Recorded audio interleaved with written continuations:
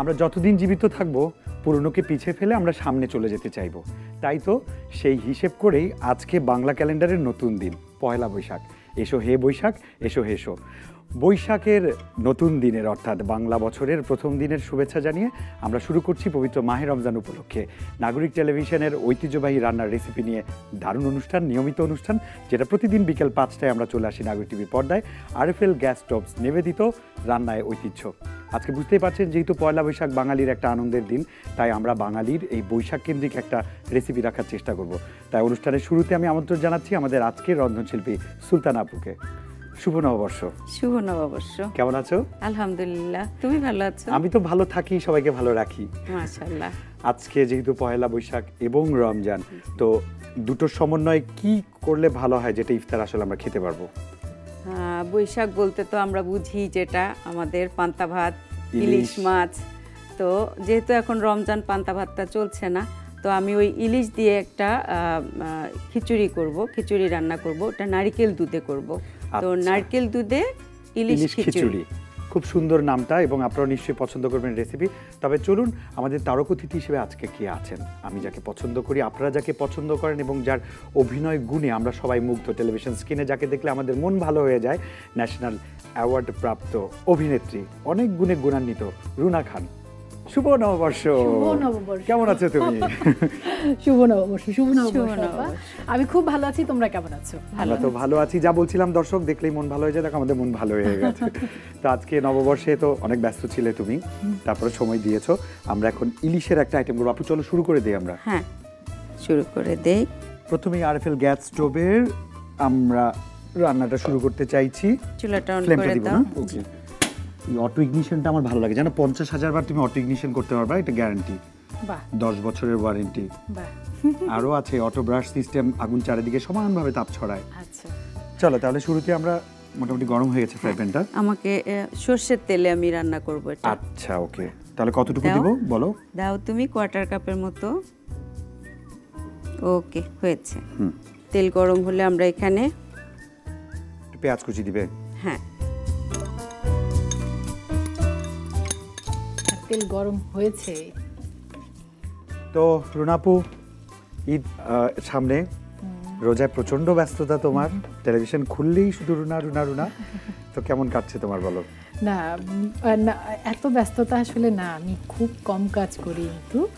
তবে হ্যাঁ, ব্যস্ততা তো শুধু কাজের ব্যস্ততা সেটা না, পরিবারের ব্যস্ততা, সব কিছু মিলে ভালো আছি, ভালো কাটছে। খুব দরকার ভালো থাকাটা, এটা ভীষণ ভালো লাগছে।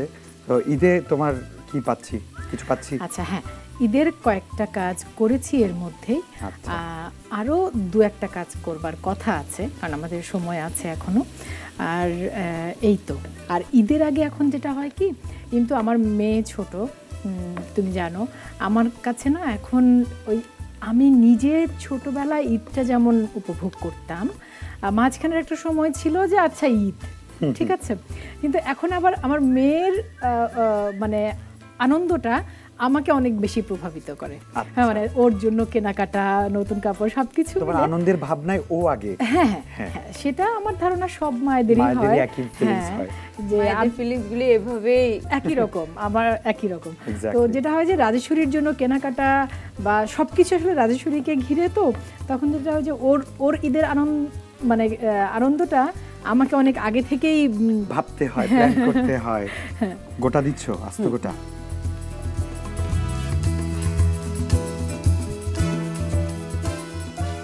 বাহ, খুব সুন্দর ঘ্রাণ পাচ্ছি এখন। সরষের তেল মানেই তো একটা দারুণ ব্যাপার। সরষের তেলের খুব, আমার কিন্তু খুব ভালো লাগে সরষের তেলের খাবার।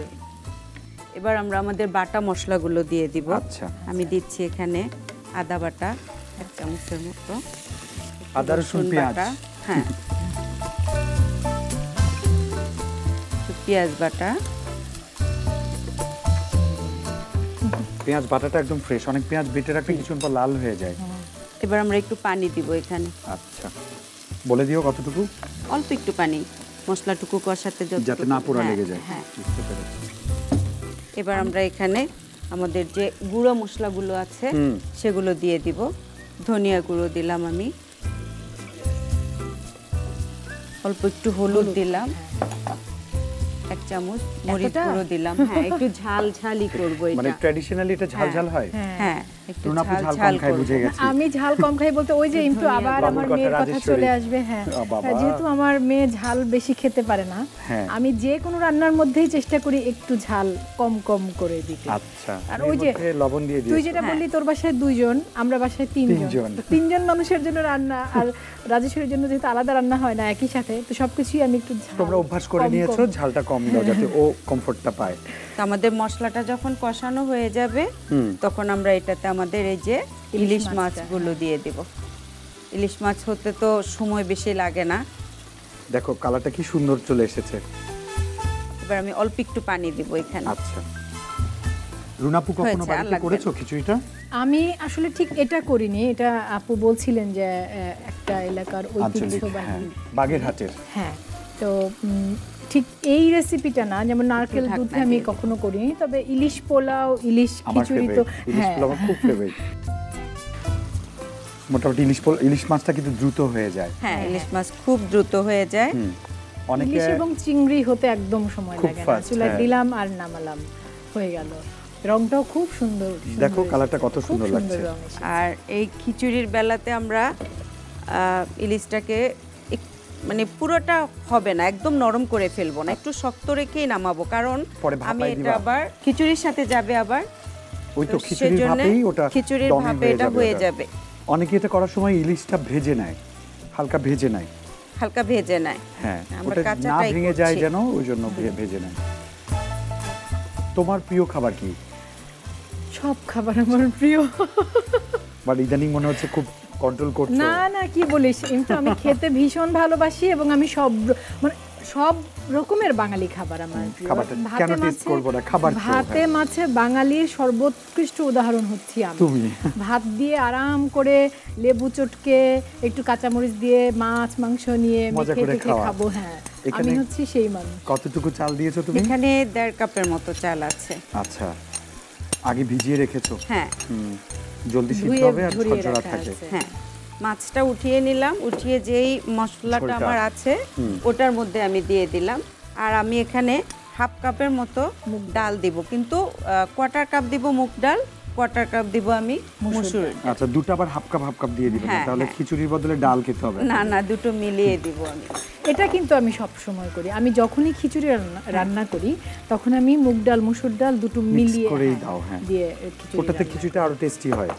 আমি না, কিন্তু সত্যি কথা বলতে আমি খুব ভালো রাঁধতে পারি না, এটা আমি মনে করি। আমি আসলেই পারি না, তবে আমি বাসায় যাই রান্না করি সেটা আমার মেয়ে এবং মেয়ের বাবা খুব পছন্দ করে খায়। মোটামুটি আমাদের প্রিপারেশন শেষ, এখন মনে আমরা একটু অপেক্ষা করব আমাদের রাইসটা রেডি হওয়ার জন্য। আজকের ঐতিহ্যের খাবারের নাম হচ্ছে কি? নারকেল দুধে ইলিশ খিচুড়ি।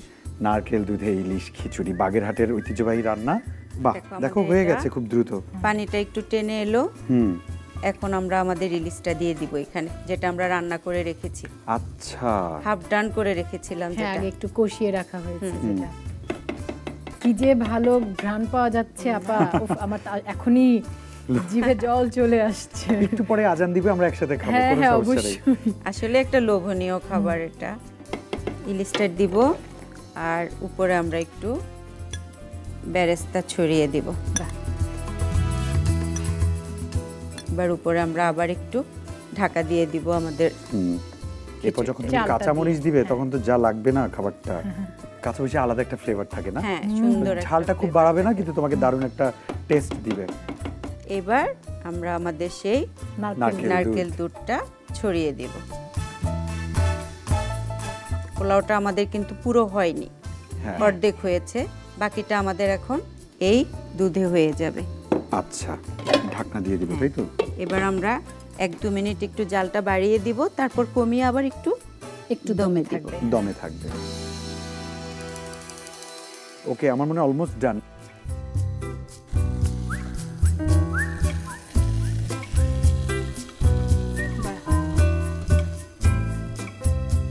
খুব সুন্দর একটা ফ্লেভার আসছে। খুব খুব ভালো, খুবই ভালো। আমার কি মনে হয়, তুমি বাড়িতে যখন এই রেসিপিটা করবে না, তোমার মেহমানরা সব সাবার করে বলবে আপা আর আছে। এই যে হয়ে গেল আমাদের নারকেল দুধে ইলিশ খিচুড়ি। নারকেল দুধের ইলিশ খিচুড়ি বাগেরহাটের ঐতিহ্যবাহী রান্না, এটাই ছিল আমাদের আজকের রেসিপি। আশা করি আপনাদের ভালো লেগেছে, কারণ ভালো লাগার মতো একটা রেসিপি। পয়লা বৈশাখে সবার ঘরে ঘরে আজকে চর্চা হোক এই রেসিপিটা, সেটা আমি প্রত্যাশা করছি। আপু, তোমাকে অনেক ধন্যবাদ এত সুন্দর একটা রেসিপি আমাদের ছটপট শিখিয়ে দেওয়ার জন্য। ধন্যবাদ তোমাকেও। আর দর্শকদের কি বলবো, আমার প্রিয় আপু রুনা আপু চলে এসেছেন। So this is only for her, this is for you. অনেক অনেক ধন্যবাদ, অনেক ধন্যবাদ। আর তোমাদেরকে ধন্যবাদ এবং দর্শকদেরকে ধন্যবাদ, নাগরিক টিভিকে ধন্যবাদ। আমার খুবই উপকার হলো যে আমি এটা বাসায় গিয়ে আমার মেয়েকে তৈরি করে খাওয়াতে ও খুব পছন্দ করবে। আর তোমাকে অনেক ভালোবাসা, অনেক ধন্যবাদ, এত ব্যস্ততায় তুমি এসেছো, ভীষণ ভালো লেগেছে। দর্শক আপনাদেরকেও ধন্যবাদ, কারণ আপনারা ছাড়া এত আয়োজন আসলে অর্থহীন। আপনারা যতদিন আছেন ততদিন আমরাও থাকতে চাই আর আপনাদের ভালোবাসা দিতে চাই। সবাই ভালো থাকবেন, সুন্দর থাকবেন, সুস্থ থাকবেন। পয়লা বৈশাখের ভালোবাসা আনন্দ ছড়িয়ে পড়ুক সবার জীবনে। শুভকামনা, শুভ নববর্ষ।